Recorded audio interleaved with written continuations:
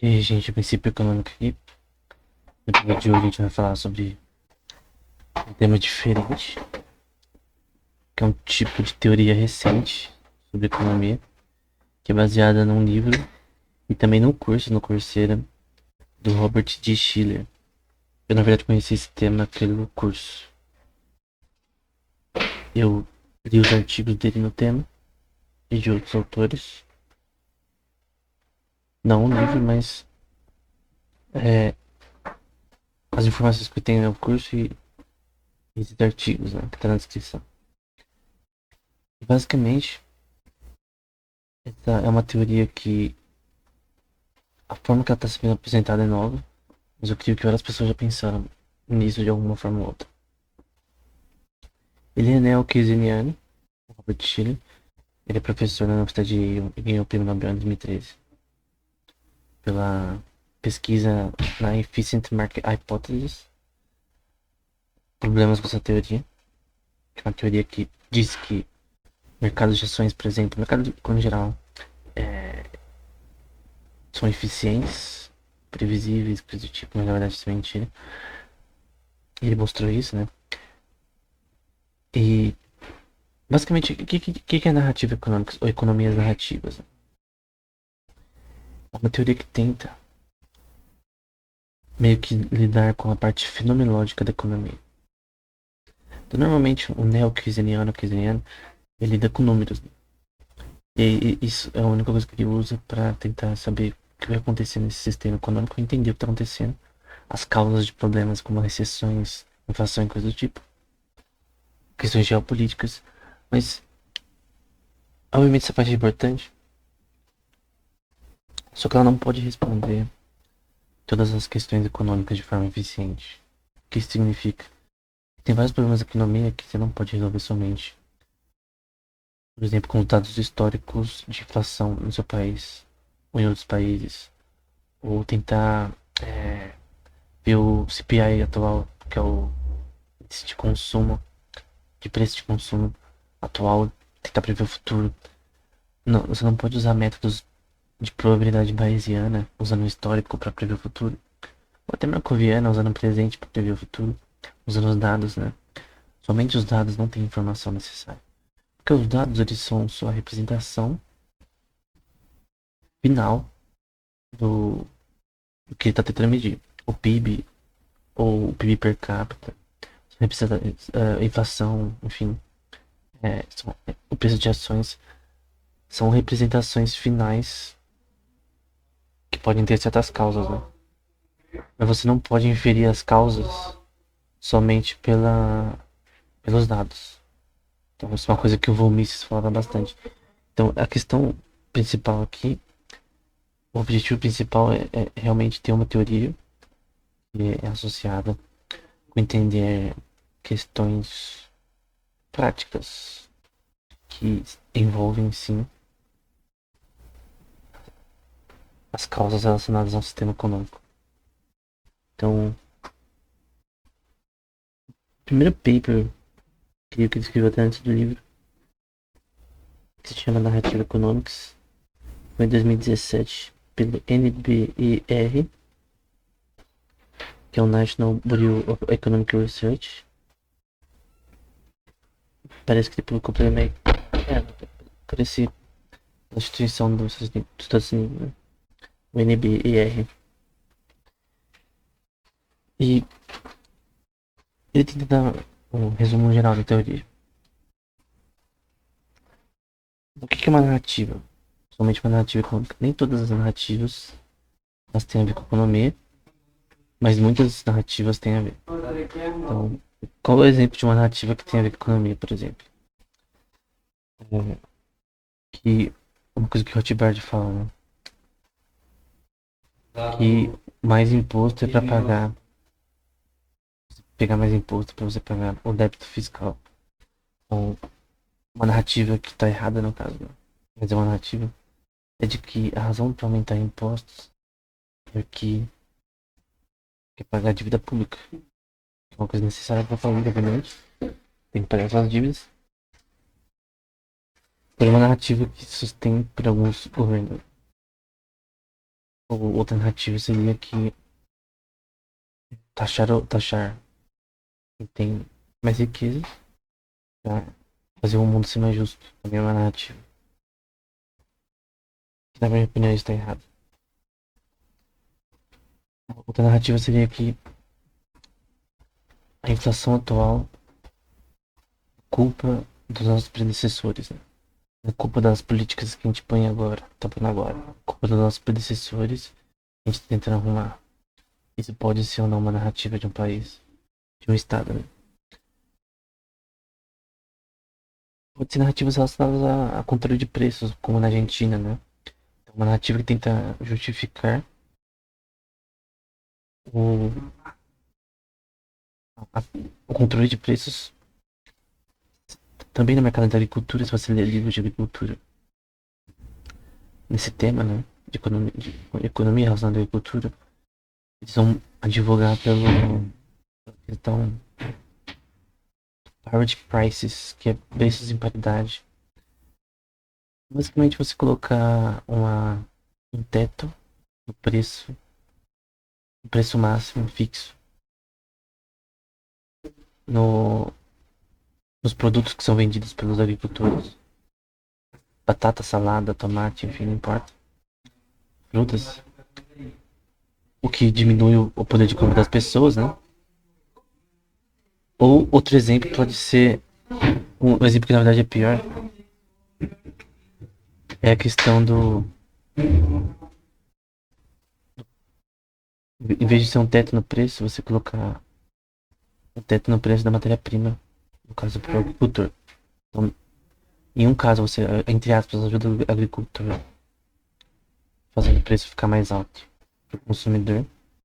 No outro você tira o preço da matéria-prima para que o agricultor consiga comprar a matéria-prima de forma mais barata. Então, tenta ajudar o agricultor para ele produzir mais. Mas na prática, a narrativa, na minha opinião, é errada, porque na prática eles não resolvem os problemas que querem resolver. Não adianta você colocar um preço mínimo ou máximo na matéria-prima, porque no fim o que vai decidir se o agricultor vai ser bem sucedido ou não é tanto a safra, o jeito que ele opera seu negócio relacionado à sua safra. Tem questões também ambientais também que podem atrapalhar na terra, né? A ter uma boa colheita ou não. As questões relacionadas à forma que ele contrata pessoas, que ele administra seus recursos, questões administrativas, né? Que ele compra equipamentos para suas terras, questões administrativas que importam para um negócio bem sucedido, né? E o Brasil, por exemplo, por um tempo, ele estava, além de fazendo, minimizando o preço da matéria-prima, fazendo eles comprarem mais barato a matéria-prima, que é uma regalia, né? Subsídio também para ajudar os agricultores a conseguirem fazer as coisas que tem que fazer. Subsídio é uma ajuda do governo para uma empresa. Pra quem jogou Homem-Aranha do PS4, tem uma parte que o Dr. Octopus para de receber subsídio do Osborn, que é prefeito da cidade. Ele fala que vai parar de dar subsídio pro outro Octavio. Ele fica bravo, é uma das coisas importantes pro plot do filme. Do filme não, do jogo. Então, o subsídio ele é visto como algo importante para a maioria dos governos. E a narrativa relacionada ao subsídio tem a ver com aquela questão de ajudar os agricultores. Então, o subsídio é feito para ajudar. Então, o governo está fazendo uma coisa boa. O governo sempre quer tentar fazer formas de mostrar que ele está tentando ajudar. Só que, na maior parte das vezes, essa ajuda é inútil ou atrapalha. Mas por que ele quer ajudar? Porque ele é bonzinho? Não, porque é mais fácil você eleger. Você não fazer coisas que aparentemente são bem vistas pela sociedade como subsídio. Ajuda para os agricultores, né? É bem visto talvez para alguns agricultores. Você é mais visto assim do que você tirando o subsídio e fazendo os agricultores terem a liberdade para fazer o que eles quiserem, mas sem a ajuda do governo. Se eles falirem, a culpa é deles e ponto. Então, se quando o governo quer ajudar, essa questão das ajudas sociais do governo. O governo ele tem que ajudar empresas privadas e criar coisas no setor público para ajudar. E a intenção às vezes talvez seja boa. A maioria não. Vamos supor que a intenção seja boa. Essa narrativa, ela não é narrativa correta. E no fim ela não cumpre o que ela. Então uma narrativa. Uma narrativa política relacionada à administração de subsídio a agricultores. Na prática não ajuda no crescimento de longo prazo, só do curto prazo. No curto prazo tem bastante dinheiro. No longo prazo não. Outra coisa de longo prazo. De curto prazo, no caso. Por muito tempo no Brasil deram muito avaliabilidade de crédito, né? Disponibilidade de crédito para agricultores. Você pode falar, "Pô, mas essa é uma narrativa justa. Eu creio que é uma narrativa que poderia sim ser usada corretamente. Bom, parece ser bom. Mas o que acontece quando você dá crédito para pessoas que não podem pagar? De repente tem um negócio que não é próspero. Porque quando uma empresa, um banco privado vai dar crédito para alguém, ele tem que medir, calcular os erros, né? Calcular se é possível que essa pessoa vai pagar, e calcular quanto qual é a profitabilidade do negócio e várias outras coisas. O histórico da pessoa relacionado a isso. Você não pode dar crédito pra todo mundo, porque nem todo mundo pode pagar. Não pode pagar. Então vamos supor que tem duas pessoas. João, uma pessoa honesta, consegue pagar suas dívidas, o seu negócio, e o Pedro, que no caso não faz. Ele tem um negócio mais ou menos. Obviamente você vai querer dar o empréstimo pro João. Porém, quando você libertar pros dois, é até injusto. Porque o cara não tem nenhum benefício por ser um cara com um rating, né? Uma nota de crédito real alta. Então, subsídio e crédito gratuito, né? Entre aspas, para agricultores e também para as outras áreas. É desperdício de dinheiro em muitos casos. Talvez tenha pessoas que vão usar isso bem, mas a maioria provavelmente não, porque se você tem que dar subsídio para alguém sobreviver, é porque aquele negócio não funciona. No caso da parte da agricultura, é a culpa da pessoa. Isso que é o livre mercado. As pessoas são livres para falhar e para acertar. Mas quando o governo entra, intervém, temos problemas. Então, esse é um exemplo de narrativa.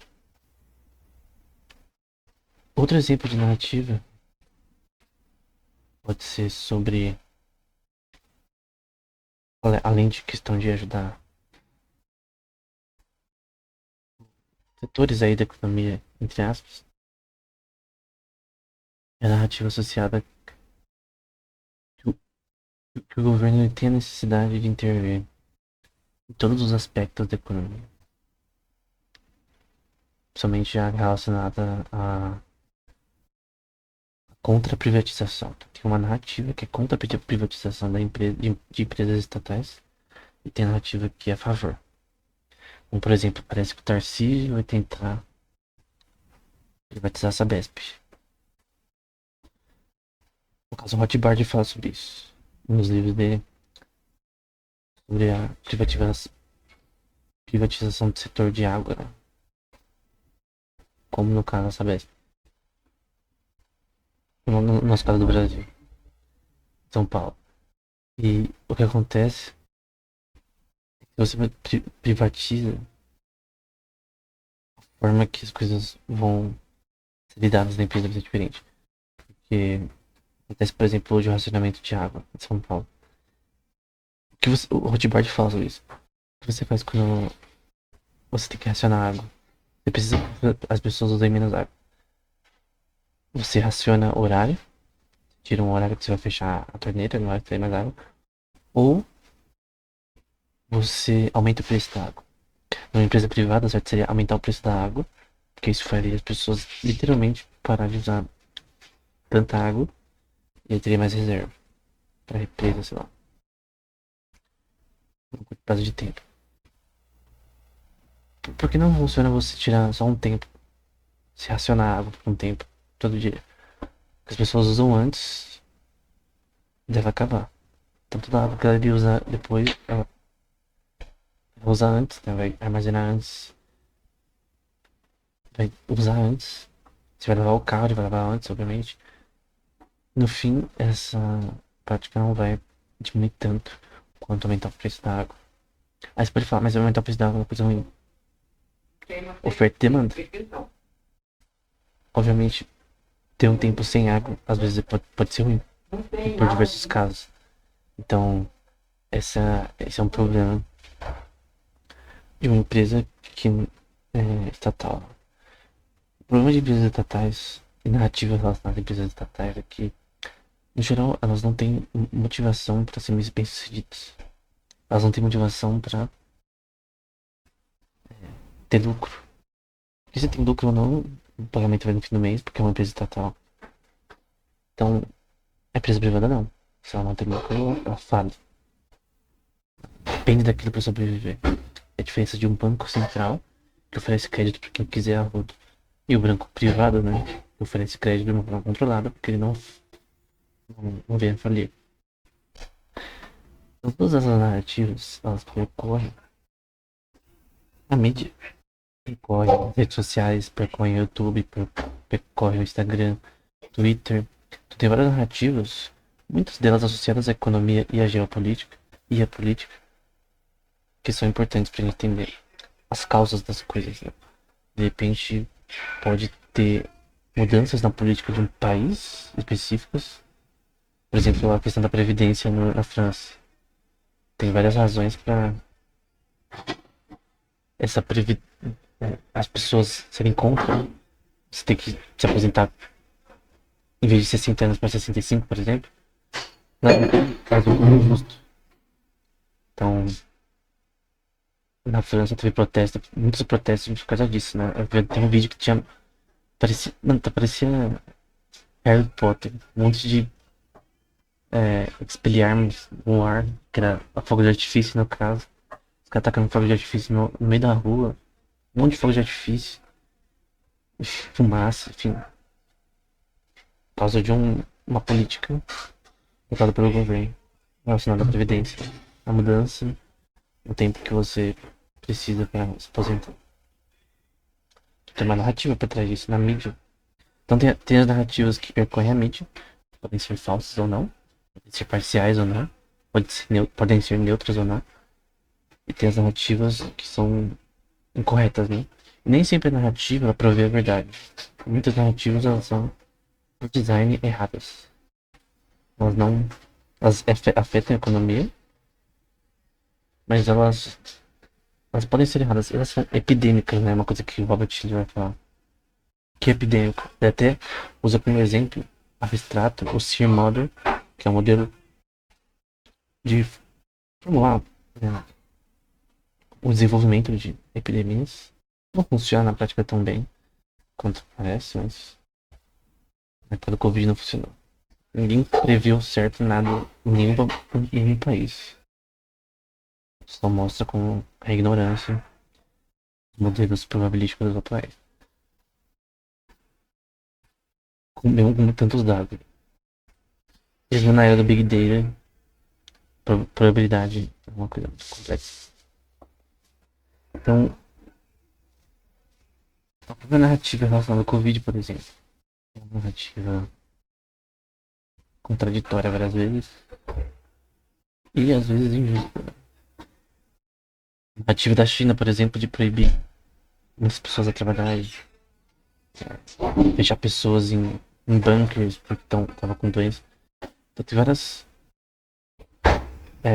Uma narrativa é uma informação. A informação que está percorrendo na mídia ou entre pessoas de boca a boca ou redes redes sociais, enfim. Tem a narrativa da mídia, que é os jornalistas que promovem, que tem uma viés político, e a descentralizada, que é a das redes sociais. Então, a informação, as narrativas das redes sociais, elas são descentralizadas, né? Então, cada um fala o que quer, acabou. Obviamente, às vezes pode ter consequências, nem sempre, mas normalmente a pessoa fala o que quer. No caso do jornalismo, não. Tem o viés. Eles dizem que tem profissionalismo, mas não. Que nos últimos 50, 60 anos eu creio que não teve. O jornalismo virou em vários temas ruim. Vários temas, não todos. Tem temas que são neutros, sei lá, vai falar sobre games, vai falar sobre um evento. Eu não tenho o que falar de errado. Em várias áreas da política, da economia, eles podem falar besteiras por viés políticos, por ideologias políticas que eles adotam. Infelizmente, a gente tem noção de que essas narrativas percorrem também ideologias. Vai ter constelações de narrativas, como o Robert Shelley fala, né? Que estão relacionadas a uma ideologia. E constelações de narrativas que estão associadas a outra ideologia. Cada ideologia tem as suas constelações de narrativas, né? E são... Todo mundo repete. Uma coisa importante para as narrativas é serem repetitivas. Repetitíveis. Então elas precisam ter uma forma de que as pessoas possam repetir isso várias vezes e que seja uma forma padronizada. E elas percorrem a economia sim, elas afetam a economia sim. Porque a identidade política que o governo adotar vai mudar totalmente a narrativa relacionada à forma que ele propaga a informação da economia. Na questão da informação descentralizada, né, das redes sociais, a gente pode ver constelações de narrativas de várias identidades políticas e econômicas. Né? Eu, por exemplo, eu sou um economista da nova economista que adota a nova economia austríaca. Tem mais matemática. Ela não exclui a matemática, pelo contrário, ela adota de uma forma mais essencial na parte de metamatemática. Até tem um livro do nosso canal na Amazon que chama Nova Economia Austríaca. Ali tá mais ou menos o resumo da visão que eu adoto. Não é economia austríaca, é uma mais recente.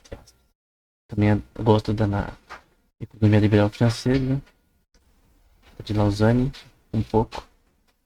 Também da Complexity Economics do Brian Arthur, que eu creio que é uma escola de economia que vai crescer no futuro e que é importante do ponto de vista computacional, algorítmico, nesse contexto. Então, eu tenho uma consideração de narrativas relacionadas a esse tema. Então, obviamente, eu acho que imposto não deve ser além do necessário. Obviamente, eu acho que o livre mercado é melhor do que uma economia intervencionista. Então, tem várias narrativas que eu acredito. Tem várias narrativas que talvez você acredite. E vão ter várias narrativas que vão surgir que a gente tem que decidir se a gente vai aceitar ou não. Isso é a nossa identidade política, querendo ou não, o modo, as nossas opiniões e as narrativas que nós vamos adotar, as nossas constelações de narrativas que a gente vai adotar ao longo do tempo. Então, por exemplo, uma narrativa exemplar que inteligência artificial tira emprego. Isso está errado, primeiro, porque inteligência artificial é uma forma de aumentar a eficiência no trabalho. Seja na área de programação, na área de produção de conteúdo, de produção de imagens. Em várias áreas, a inteligência artificial pode ajudar a fazer as coisas mais rápido. Na parte de logística, na parte de medicina. Por exemplo, para predição de desenvolvimento de proteínas, que é muito importante para medicina, para farmacologia, para química. Tem várias áreas que a inteligência artificial pode fazer ser mais eficiente e mais rápido. Agora, fazer as coisas serem mais rápidas, na verdade, diminui o preço de produtos. Porque agora a gente consegue ser mais eficiente. Diminui o preço de produtos, eu consigo produzir mais. Produzindo mais, eu consigo vender mais. De repente, você pode aplicar uma lei de ceia aí, conseguir vender mais. Mesmo que você aumentar a demanda, porque você produz mais agora. Você consegue ir para outros mercados, né? De repente, até fora do país, por causa que você tem uma eficiência de produção. E agora você consegue vender mais. E na prática, você vendendo com preço maior e com menos quantidade, muitas das vezes você vai lucrar menos do que você vendendo por um preço mais barato, só que com maior quantidade. Então, tem várias razões para isso. Por isso que eficiência econômica faz você ter mais capital. Você consegue vender mais, lucrar mais que antes. Você tinha que fazer um preço alto porque você não tinha uma eficiência de produção. Isso não tira empregos, pelo contrário, cria novos empregos. Agora você tem mais capital para pagar salários.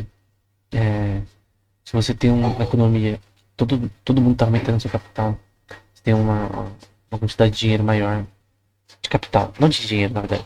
Capital maior, você tem uma possibilidade de investimento maior, de crescimento econômico maior. E obviamente isso vai abrir mais empresas e empregos. Então, eficiência de produção na verdade é bom para a economia. As pessoas tentam ver o que é imediato, não o que é de longo prazo na economia. O que é imediato é o que é para você se reeleger prefeito, governador. Faz uma coisinha ali que as pessoas acham que vai dar certo. Sim, intervém ali, né? Da auxílio, subsídio, põe tarifas em importações. Isso é uma narrativa errada, por exemplo. Que você tem que proteger as empresas domésticas das empresas internacionais. Pelo contrário, você tem que permitir que as importações cheguem para que aumente o poder de compra das pessoas, de repente, de produtos que elas não poderiam comprar domesticamente. Não tem como uma nação produzir tudo melhor do que outras nações.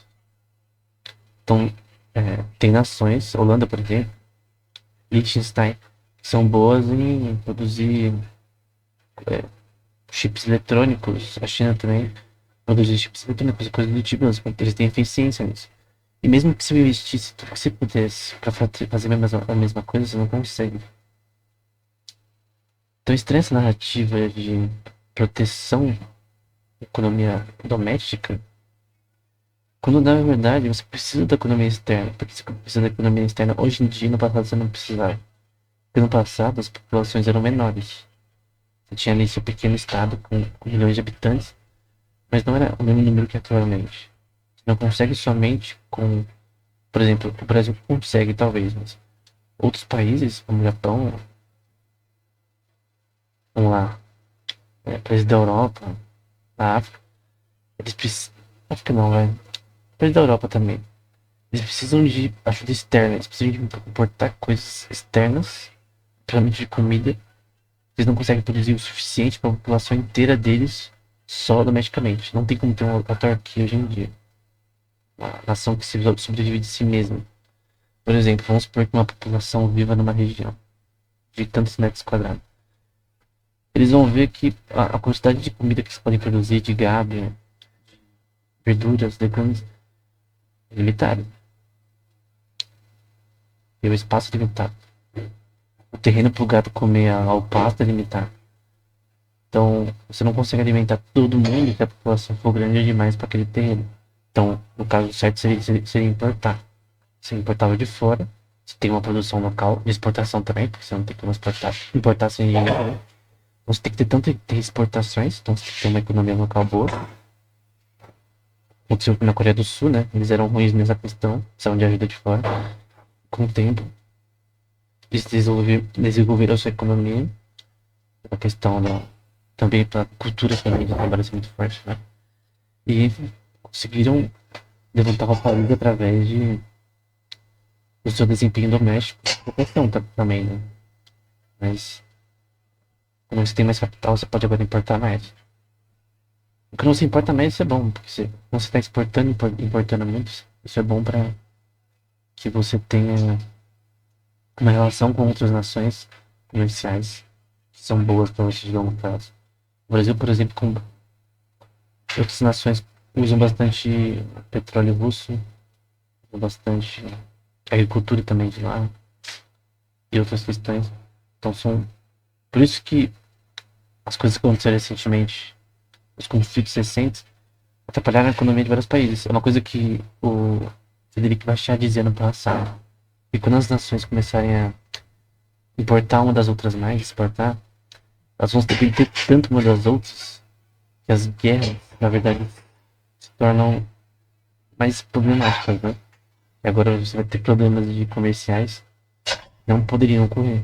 Como a Alemanha, por exemplo, toda a Europa, na verdade, precisando de petróleo russo, mas tipo, não consegue se livrar disso. Né?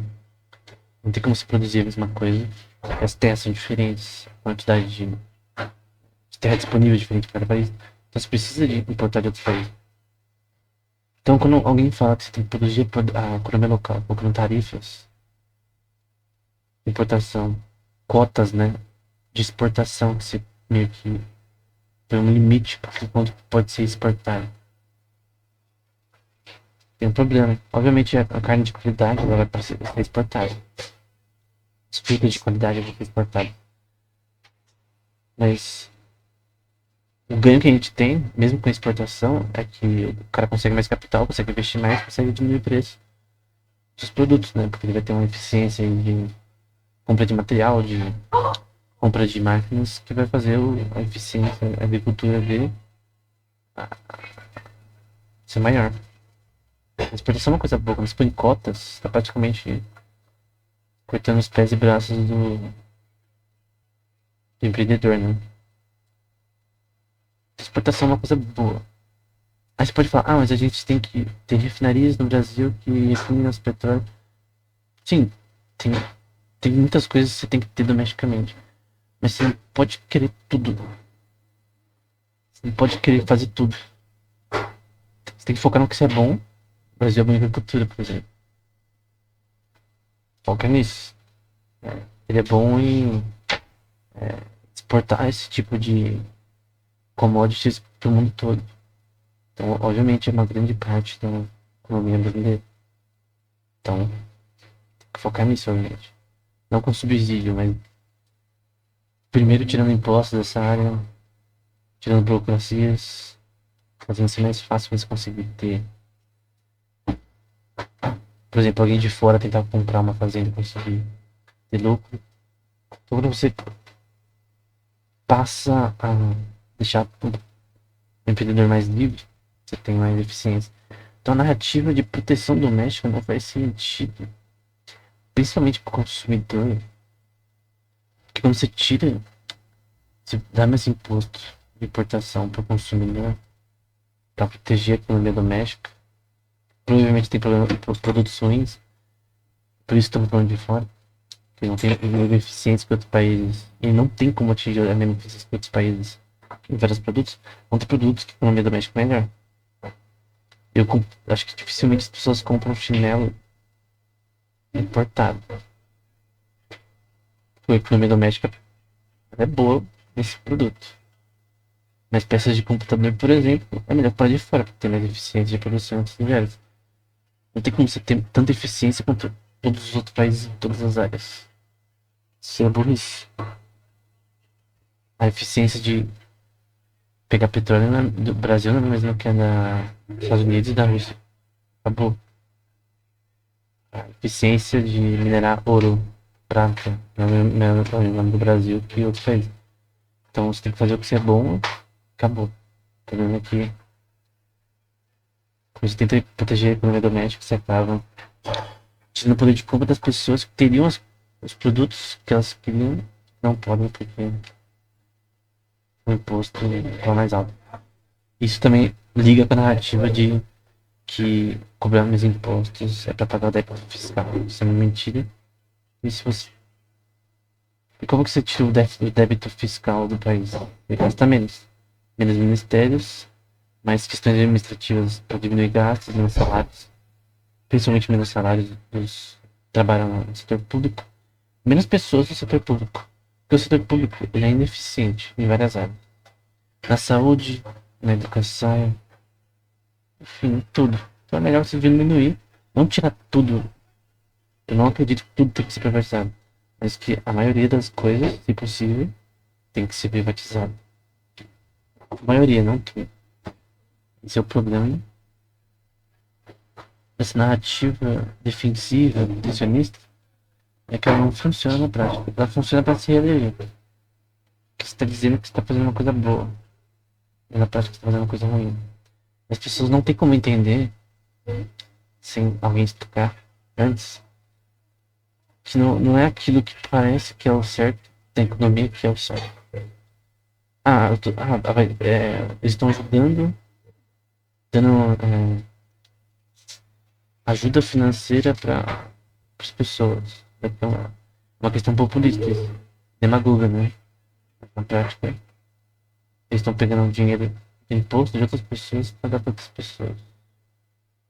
Talvez não pagam esses impostos tanto quanto os pagam. Então, às vezes você acaba, ao tentar ajudar, você acaba atrapalhando. Isso se chama dispersão de capital. Pega o capital e joga no lixo. Você não pode converter todo o capital produzido em consumo. Porque o consumo é importante. Mas se você pegar todo o capital que você arrecada para consumo, esse mesmo consumo vai se tornar imposto de novo e vai ser um ciclo vicioso numa economia que os impostos são um consumo. É um ciclo vicioso de imposto que nunca paga o seu débito. Você não tem como pagar o débito fiscal do país tendo mais consumo. Tendo mais consumo, você tem que ter mais dinheiro, mais poder de compra, mais capital. Mas para ter capital, você tem que ter produção, não dinheiro. Não adianta imprimir dinheiro, você tem que ter produção. Outra narrativa é que a moeda fiat é superior à moeda metálica, né? Como ouro e prata. O real papel é mais. O dólar papel tem mais valor. A moeda baseada com lastro no ouro. Que é uma mentira. Que o papel não tem valor. A moeda fiat não tem valor. Tem um problema no mundo todo dessa taxa de câmbio ridícula. Algumas questões são boas. Pessoas, por exemplo, ganham dinheiro em dólar no Brasil, em outros países, podem meio que se aproveitar da taxa de câmbio baixa do Brasil em relação ao dólar. E que a pessoa ganha $300, ela acaba ganhando 5 vezes mais que isso. 1.500. Quando o dólar tá 5, né? É R$ 1.500, sendo que é $300, que é pouco, tá vendo? Pra você viver lá no país, você tem que ter, aí no mínimo, uma rotação aí de uns 2.000 e pouco por mês, talvez. Dependendo de onde você mora. Mas no caso, esses 300 no Brasil valem bem mais do que por causa da taxa de câmbio. Então, às vezes, você trabalha a mesma coisa, você tem o mesmo nível de trabalho nos Estados Unidos, numa empresa, vamos supor que seja uma empresa de contabilidade. Você trabalha a mesma hora, você faz as mesmas coisas, mas seu poder de compra é menor porque a taxa de câmbio é menor para você comprar de fora e também é menor porque o poder de compra do real, mesmo no Brasil, é menor do que o poder de compra do dólar nos Estados Unidos, por várias razões. Por várias razões, essa comparação é esdrúxula porque o dólar é muito alto, né? O euro também. Então, a questão de poder de compra, a moeda fiat tira o poder de compra. Se todas as moedas internacionais fossem com laço no ouro, esse problema não haveria. Esse laço teria que ser 100%? Talvez. Tipo, R$ 10 valeriam um tanto de ouro. Você diminuiria o preço do ouro internacionalmente, porque haveria uma demanda maior por ouro. Mas pergunta-se, com o número de capital atual, se tem como você ter ouro suficiente para fazer a porta de fundo de todo o capital gerado atual no mundo, né? E que já saiu do padrão ouro há muito tempo, né? Quanto de capital aí que aumentou num nível absurdo, reservas fracionárias de bancos, coisas do tipo, que é um capital que é inchado, né? É um capital que ele não tem um valor que é aparente. Será que dá pra só usar o ouro nisso? Talvez usar o prata também seja eficiente. Mas a questão é que se tivesse uma moeda internacional, um lastro no ouro prata, conjuntamente talvez, não uma moeda internacional para todos. Que todas as moedas de yuan continuem como estão, mas todas com lastro no ouro. Se todas tivessem lastro no ouro, aí você teria que ter reservas de ouro em cada país. Você teria um poder de compra maior. Isso é politicamente possível ser realizado? Internacionalmente? Não. Mas se um país começasse, vários países começaram a se beneficiar de lastro no ouro, eu creio que se o dólar começar a cair, talvez seja realizado, né? Se o dólar um dia cair, talvez o lastro no ouro seja possibilidade. Se não tiver uma moeda internacional como o dólar. O problema é que, mesmo tentar tirar o dólar da jogada é muito difícil no momento. Tanto tempo o dólar. Os países têm reserva em dólar. Então é difícil tirar no momento, né? Mas é uma narrativa, né? Qual que é melhor? A narrativa do Ben Bernanke, por exemplo, que da Fiat é bom. Que o lastro no ouro é inútil. O ouro não é dinheiro. Embora foi dinheiro por milhares de anos, assim como a prata. Agora essa moeda Fiat que tem uns 2, 3 séculos de vida. Só trouxe problemas, considerando dinheiro. Mas enfim. Esse é o mundo moderno, né? Eu não sei se o nome dele, tem outro que fala. O cara no Congresso dos Estados Unidos que fala contra o John Bernanke. Contra, a favor do padrão ouro, né? E é tão óbvio que não tem discussão. O certo seria acabar com reservas fracionárias em branco. Que o banco às vezes tem 10% do capital que ele diz ter. As pessoas põem o dinheiro no banco, mas esse dinheiro é investido, né? E aí tem 10%, sei lá, vamos porque o banco tem 1 bilhão, 100 bilhões de capital no geral, que ele investiu em vários lugares. E além do crédito que ele tem, enfim, soma tudo isso aí, contra os débitos, várias coisas. Soma tudo isso daí, vamos supor que tem 100 bilhões aí na conta. Só que ele só precisa de 1 bilhão nas suas reservas, né? Físico. Ou digital, sei lá. No seu estoque. Então, pera, ele tem 100 bilhões e só 1 bilhão.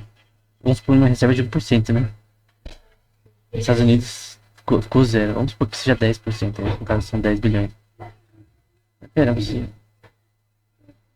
tem 10 bilhões, mas as pessoas que colocaram dinheiro no banco pensam, entre aspas, que tem o suficiente para todo mundo. Vamos supor que tenha 20% também. Então você tem 100 bilhões de capital, tá por aí, sendo investido, e 20 bilhões de reservas. E se todo mundo decidir pegar o dinheiro? Aí o banco quebra, porque vai ter o suficiente para pagar todo mundo. Mas é todos os bancos assim. Esse problema da reserva inflacionária. É uma reserva inflacionária, na verdade. Não é só reserva fracionária, né? É inflacionária. Isso é ruim para a economia. Cria uma expansão de crédito. Você tem dinheiro fantasma que não tem uma. Que está sendo investido, mas não tem uma real coisa por trás que dá valor a esse dinheiro, né? Você tem o poder de compra de todos os países é baixando por causa da reserva estacionária. Então, é a ilusão de que você tem dinheiro, né? Quem já viu Eu Patroa as Crianças, né? Tem o Júnior, né? Que pega um pote de moedas da CAD. Então ele fala assim, ele tinha moedas, né? Ela tinha moedas. E aí ele tenta dizer que se ele tivesse umas moedas maiores, essas moedas teriam mais valor do que as moedas menores da pessoa.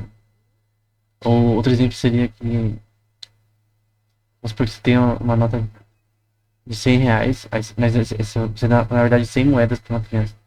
Aí a criança vai pensar, pô, isso é muito mais dinheiro que 100 reais. Porque isso é uma notinha. Então, essa ilusão de que você tem mais dinheiro porque você tem. Que você tem mais capital porque você tem mais dinheiro é mentira. Porque dinheiro não é capital. Capital é uma coisa heterogênea.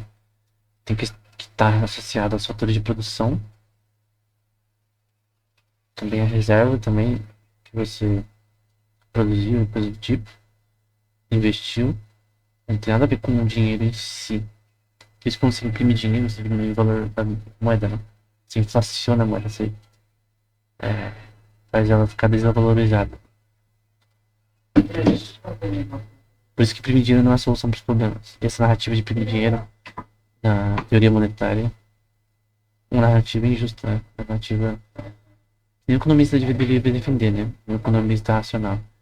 Então, diversas narrativas que percorrem a economia, elas são injustas, que elas são falsas, elas não são.